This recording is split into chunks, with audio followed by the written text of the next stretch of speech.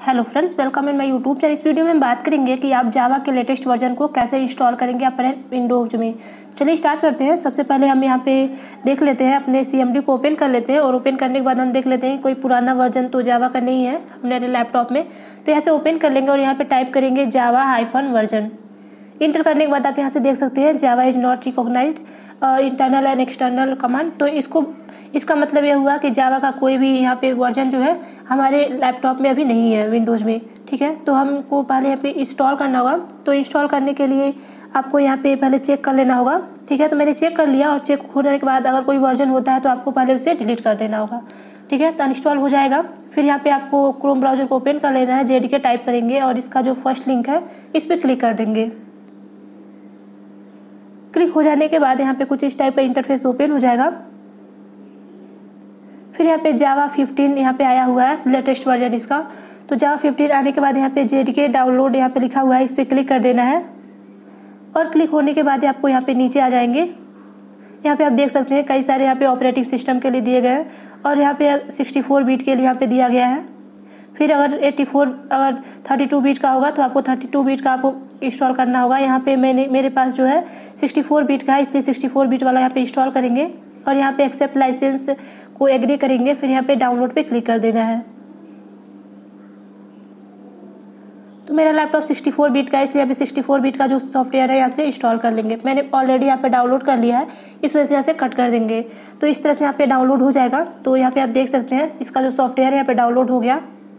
और डाउनलोड हो जाने के बाद आपको सिंपली इसको इंस्टॉल करना है। इस पर डबल क्लिक कर देंगे और यहाँ से यूज़र परमिशन देना होगा। यहाँ पे आपको यस पे क्लिक कर देना है, यूज़र कंट्रोल। ठीक है, करने के बाद यहाँ पे जो है कुछ इस टाइप का इंटरफेस ओपन हो जाएगा, एस पे क्लिक कर देना है, नेक्स्ट।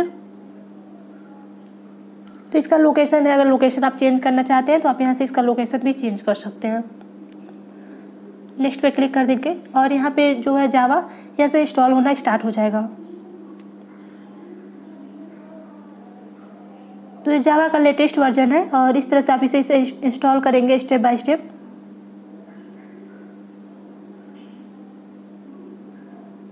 यहाँ पे हमें थोड़ा सा वेट कर लेना है और यहाँ पे इंस्टॉल हो जाएगा। फिर यहाँ पे फिनिश पे क्लिक कर देंगे, नीचे है यहाँ पे क्लोज कर देना है। तो यहाँ पे जावा जो है इंस्टॉल हो गया। अब इसे ओपन कर लेंगे। आपको जाना विंडोज C या दिस PC, ओपन कर लेंगे, प्रोग्राम फाइल्स में आएंगे और यहाँ पे जावा का एक फोल्डर बन जाएगा, इसे ओपन कर लेना है। JDK 15 आ गया, इसे भी ओपन कर लेंगे। ओपन करने के बाद यहाँ पे आपको इसका पाथ है ऐसे कॉपी कर लेना है और पाथ कॉपी कर लेने के बाद यहाँ पे आपको टाइप करना है CMD। तो CMD आपको नहीं, यहाँ पे बस आपको यहाँ पे आ जाना है एडवांस सेटिंग में, दिस PC पे जाकर एडवांस सेटिंग में आना है और एनवायरनमेंट वेरिएबल यहाँ पे सेट करना है। आपको सिस्टम वेरिएबल में जाना है और यहाँ पे न्यू पे क्लिक कर देंगे। फिर यहाँ पे हमें लिखना है जावा होम।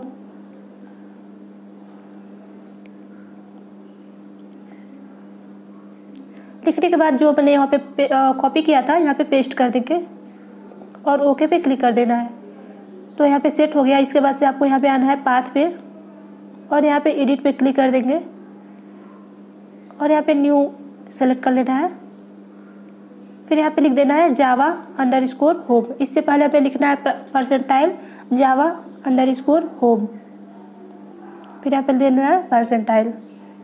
ठीक है, फिर इसके बाद यहाँ पे स्लैश लगाएंगे और यहाँ पे लिख देंगे बीन, ओके एंड ओके।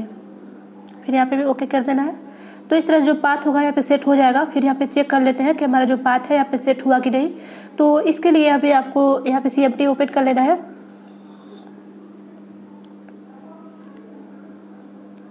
और यहाँ पे लिखना है java-वर्जन।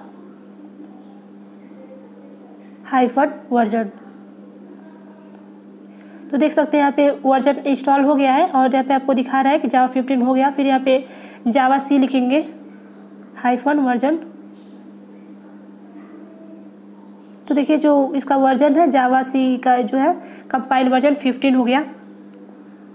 तो इसका मतलब कि जावा हमारा जो है प्रॉपर यहाँ पे इंस्टॉल हो गया और इसका पाथ जो है वो भी सेट हो गया।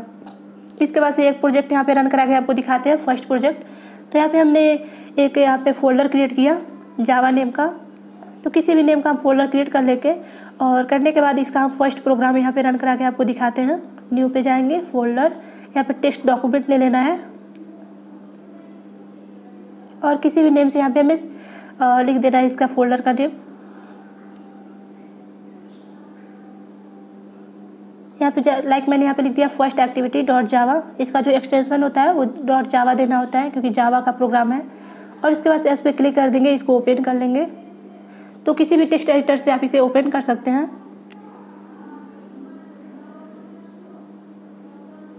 और ओपन होने के बाद हम यहाँ पे फर्स्ट प्रोग्राम यहाँ पे लिख देते हैं। तो मैंने यहाँ पे फर्स्ट प्रोग्राम इसका लिख दिया।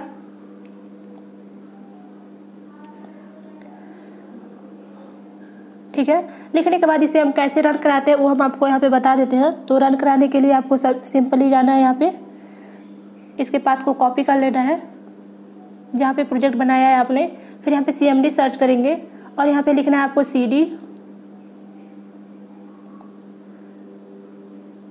लिखने के बाद यहाँ पे आपको जो पाथ है पेस्ट कर देना है। और उसके बाद से पहले हमें कंपाइल कराना होगा। कंपाइल कराने के लिए जावा C लिखेंगे और जिस नेम से आपने बनाया हुआ है प्रोजेक्ट वो नेम यहाँ पे लिख देंगे। तो फर्स्ट एक्टिविटीज़ मैंने बनाया था, फर्स्ट एक्टिविटी और डॉट जावा। तो और कोई एरर नहीं होगा। तो यहाँ पे कंपाइल हो गया सक्सेसफुली।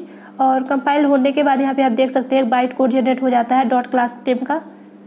ठीक है, होने के बाद अब यहाँ पे हम रन कराएंगे। रन कराने के लिए लिखते हैं यहाँ पे जावा और फर्स्ट एक्टिविटी, यहाँ पे फोल्डर का नेम इंटर कर देंगे।